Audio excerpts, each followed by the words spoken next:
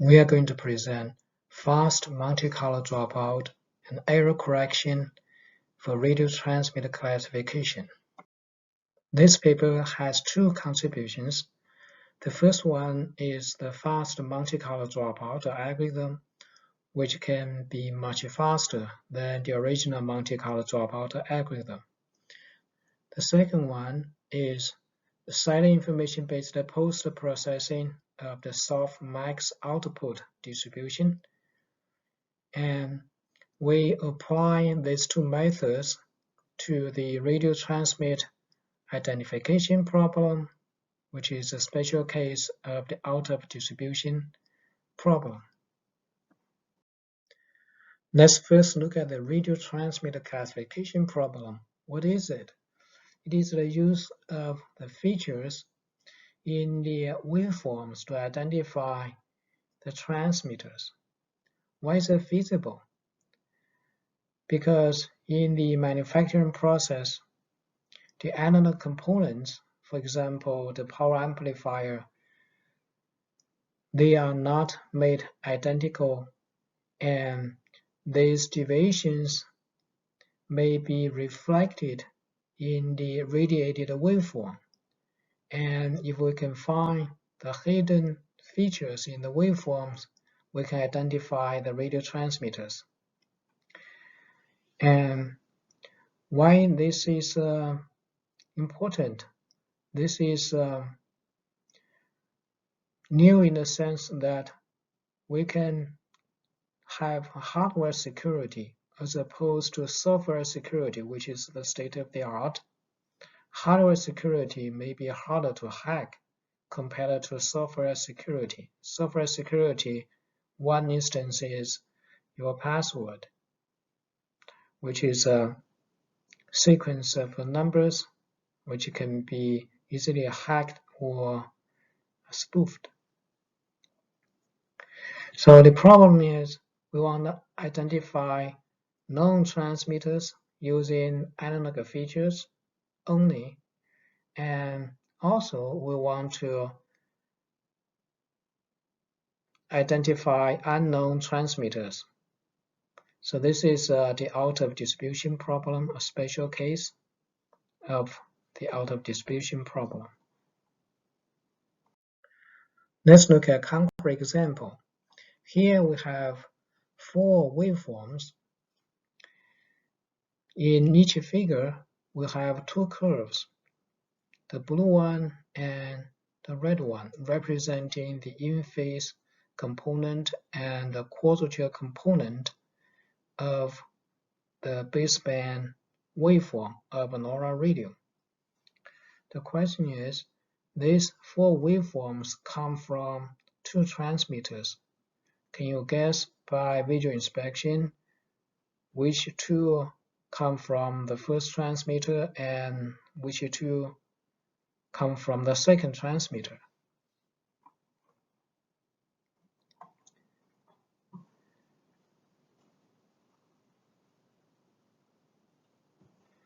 So the answer is these 2 in the diagonal are from transmitter 1 and the other 2 belong to transmitter 2.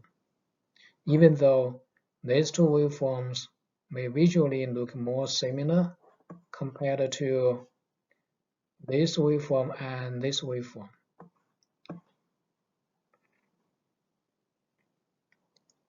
So this is a vivid example that the human visual system is not good at distinguishing the radio waveforms. And this is very different from image recognition.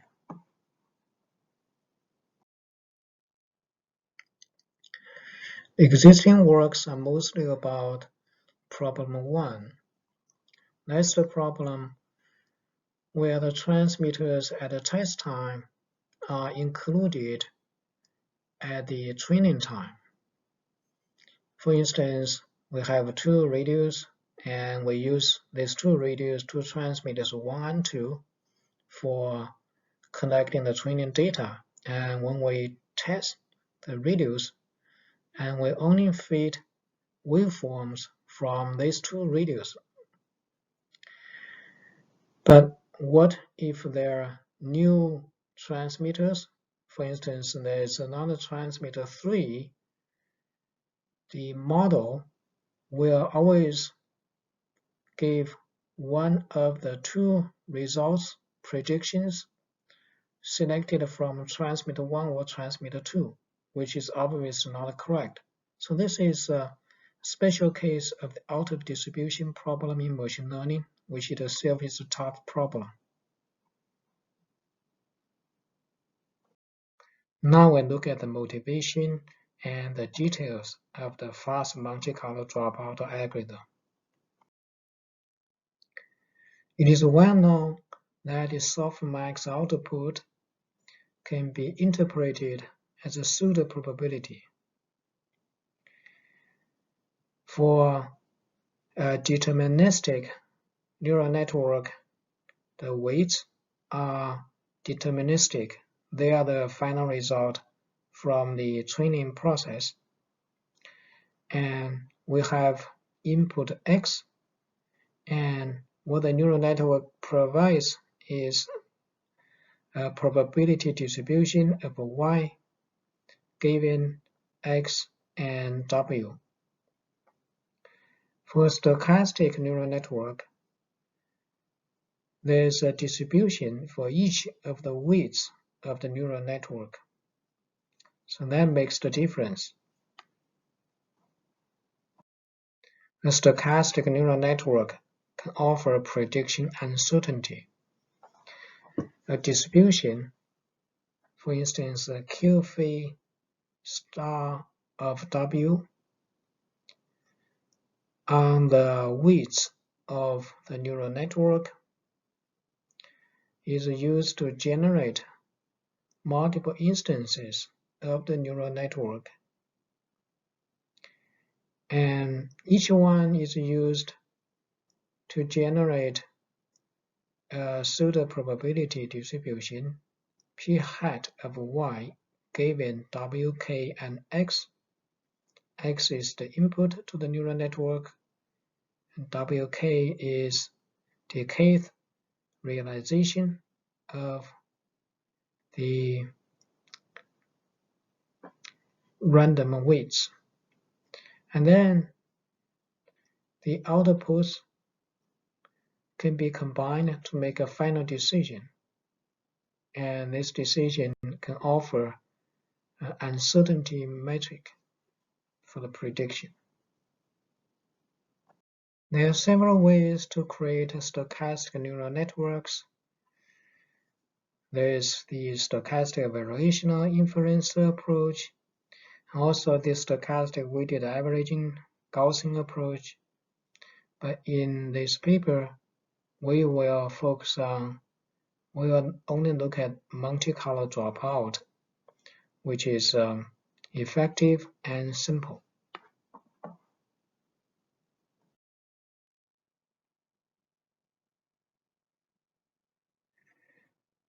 The dropout is a well-known technique.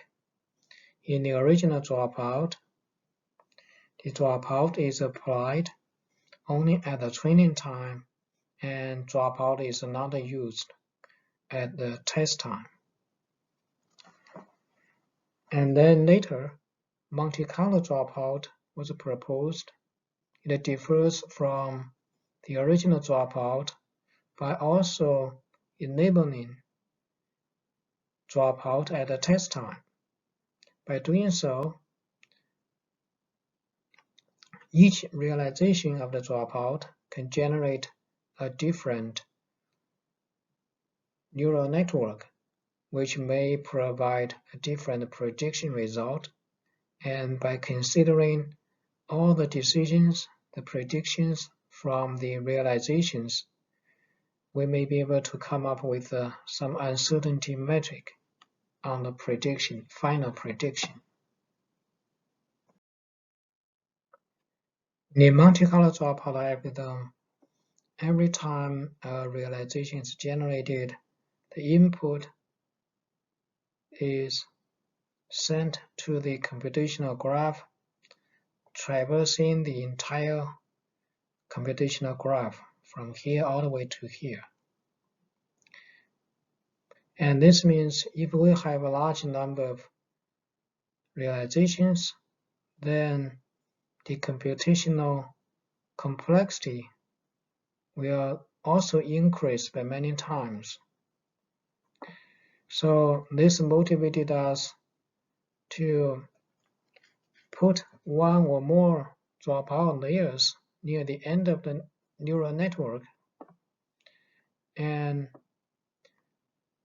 after the training process is over, we can turn on one or two or multiple layers, dropout layers near the end of the network, and we reuse the computational result and only repeat close to the end of the computational graph. By doing this, we can significantly reduce the computational complexity.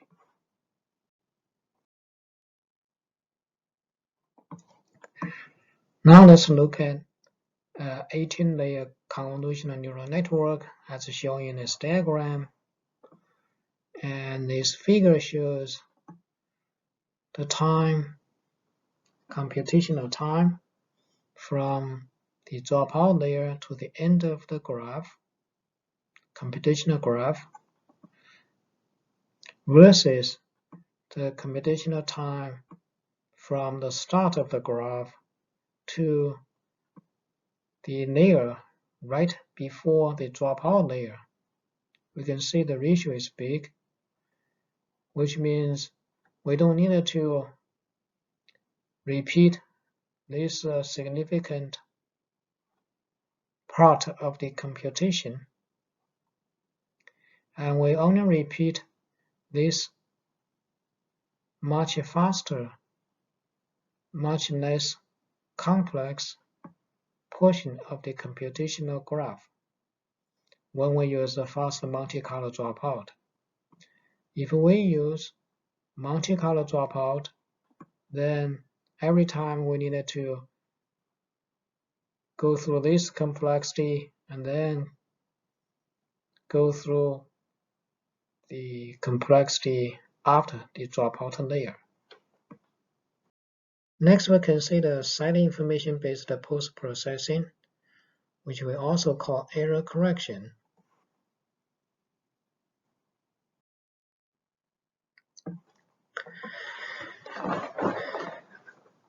A simple decision-making process is to average the output from different instances of a common stochastic neural network as shown in this diagram. We call this simple ensemble algorithm or algorithm 1.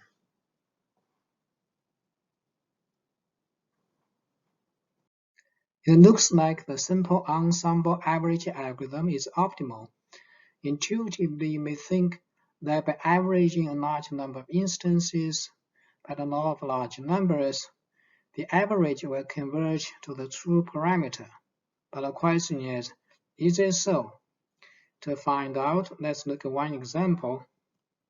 Here we have many realizations of the stochastic neural network, each one generating a distribution over the classes, which is represented by the p hat y given w and x. Suppose class C is the correct class. Then if we look at the probability for class C, the higher the value, the better.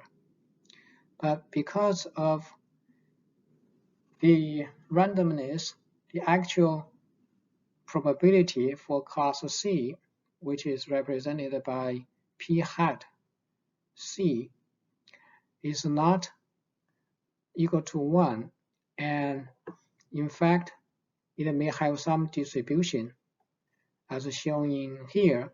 So suppose this is a distribution, then we consider two approaches. The first approach, we just take the average for the probability mass for class C from all these distributions.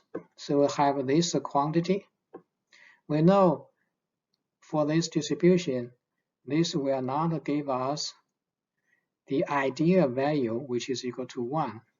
However, if we do post-processing, in particular, we quantize this probability to either 0 or 1.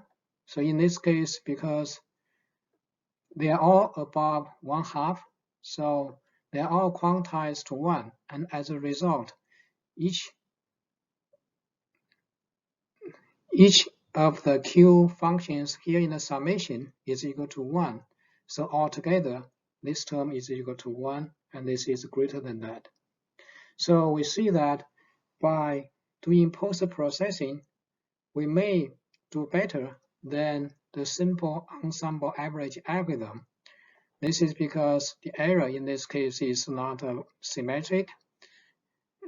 In fact, it's biased, and which is the case for the classification output distribution, because it's always limited by 1.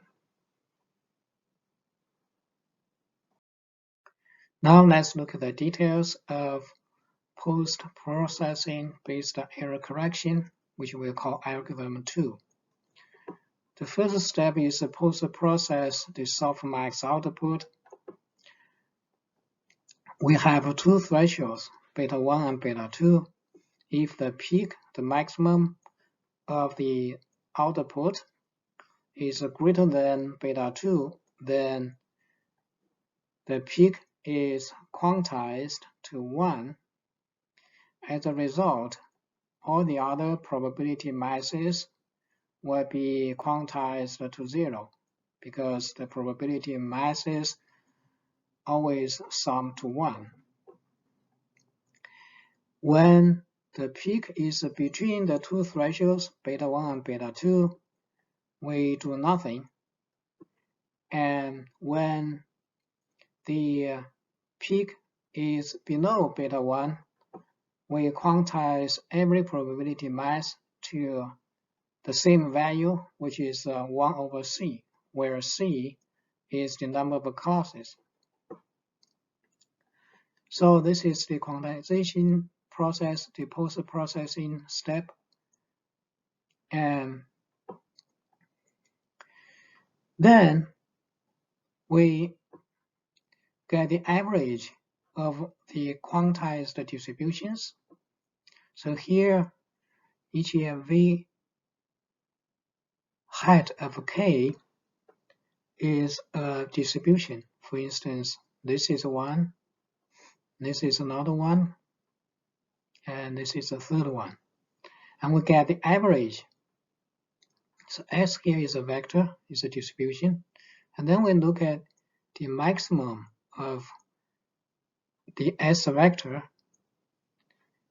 And if the maximum is less than a threshold, we decide that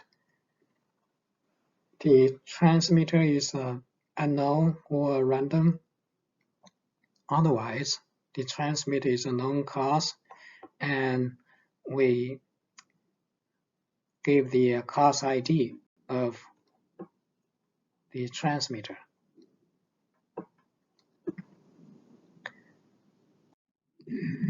Now let's look at the experimental results.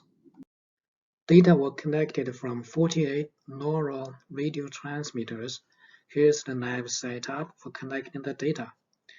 4 of them were used as unknown transmitters, and the remaining 44 were used as known transmitters. Let's look at some sample distributions. The horizontal axis represents the class IDs, and the vertical is the probability for each of the class. For algorithm 1, this shows the average of the distributions, and for algorithm 2, we first quantize the distribution from each realization of the stochastic neural network, and then we take the simple average. For the random input data, which doesn't come from any of the radio transmitters, the ideal output distribution should be a uniform distribution. We see that the distribution from algorithm 2 is closer to uniform compared to algorithm 1, indicating algorithm 2 is better at identifying random signals. The same thing for unknown input data. For the known input data, the two algorithms have similar performance. We show the prediction accuracy as a function of the threshold lambda, which is used in both algorithms. If you recall, the threshold is used to determine whether an input sample comes from some cause from the classifier. We look at three cases. The input from a non-transmitter, the input from a randomly generated signal, not from any of the transmitters, and the input from an unknown transmitter. And the dashed lines are for algorithm 2, the solid lines for algorithm 1. We see that algorithm 2 outperforms algorithm 1 across the board, except in this small region. And in this region, algorithm 2 is slightly worse than algorithm 1. We made two contributions. The first one is a fast Monte Carlo dropout algorithm, which can significantly speed up the computation relative to Monte Carlo dropout algorithm. Also, we proposed the site information-based post-processing algorithm that can enhance the prediction accuracy compared to the simple ensemble average algorithm. And we apply both techniques to the radio transmitter identification problem with unknown transmitters, a special case of the out of distribution problem. Thank you, everyone.